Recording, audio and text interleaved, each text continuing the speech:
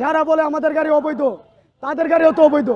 আমাদের গাড়ি নাকি ব্যাটারি সাহায্যে চলে, এমন কোনো গাড়ি আছে ব্যাটারি সাহায্যে চলে না?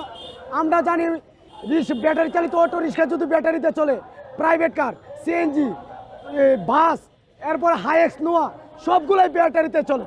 তাই আমাদের গাড়ি যদি বন্ধ করতে চায়, আমাদের পেটে যদি লাথি দিতে চায়, তাহলে তাদের গাড়িও বন্ধ করতে চায়, আমরা দ্বিধাবোধ করবো না। আমরাও রাজপথে আছি, রাজপথে থাকবো। এবং কি আমরা শ্রমিকরা যেভাবে আমাদের গাড়িগুলো ভেঙে চুরমার করে ডাম্পিং করে দেওয়া হচ্ছে, আমরা মানি না, মানবো না, মানবো না। আকিজ কোম্পানির এক চুরে বুয়েটের সাহায্যে নাকি 2 লক্ষ 2.5 লক্ষ টাকা দিয়ে একটা গাড়ি বানাইতেছে, এটাও তো ব্যাটারির সাহায্যে। তাহলে এটা কিভাবে অনুমোদন পাবে? আমরা চাই আমাদের যে রিক্সাগুলো আছে, যে ইজি বাইক আছে, যে মিশুকগুলো আছে, সেগুলো আমরা লাইসেন্স চাই। আমরা অন্য কোনো গাড়ির লাইসেন্স চাই না। আমরা সামর্থ্য নাই 2 থেকে 2.5 লক্ষ টাকা দিয়ে একটা গাড়ি কেনার।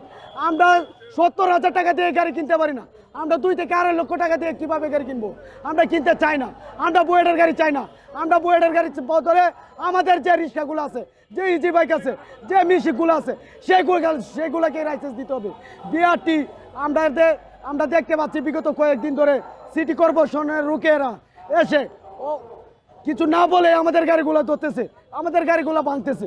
আমরা চাই না, আমরা এগুলো চাই না ভাই। আমরাও তো রোহিঙ্গা থেকে আসি নাই, আমরা রোহিঙ্গা না, আমরা মিয়ানমার থেকে আসি নাই, আমরা বাংলাদেশের নাগরিক। আমাদের আইডি কার্ড দেখবেন, আমাদের আইডি কার্ড আছে। আমাদেরকে আপনারা কর্মস্থল দেন, আমরা অটো চালাবো না। আমরা ব্যাটারি চালিত গাড়ি চালাইতে চাই না। আপনাদের গাড়ি ব্যাটারি চালান, আপনারা গাড়ি ব্যাটারি খুলেন, আপনারা গাড়ি ব্যাটারি খুলে আমাদের গাড়ি বন্ধ করেন। আর না হয়তো আপনারা নোয়া এসি গাড়ি চালাইতে পারবেন না, এসির বাতাস খাইতে পারবেন না। আমরা মানি না, মানবো না। আমরা চাই আমরা গরিব যেভাবে বাঁচতে পারি সেভাবে আপনারা ব্যবস্থা করে দেন। আর না হয়তো আপনারাও বাঁচবেন না।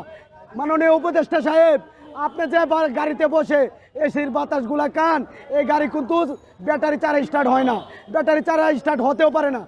যত উপদেষ্টা আছেন সবাইকে হুঁশিয়ার করে বলতে চাই, শ্রমিককে কেপায়েন না, কেপাইলে আপনারা টিকতে পারবেন না। আমরা রাজপথে আছি, রাজপথে থাকবো। শরীরে রক্ত দিতে জানি আমরা, আমরা শ্রম দিতে জানি, গাম জড়াইতে জানি, আমরা রাজপথেও থাকতে জানি।